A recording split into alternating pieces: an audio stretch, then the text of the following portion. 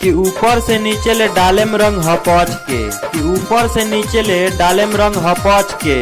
हमरा कोनो डर नहीं खे मुखिया सरपंच के, कि हमरा कोनो डर नहीं खे मुखिया सरपंच के।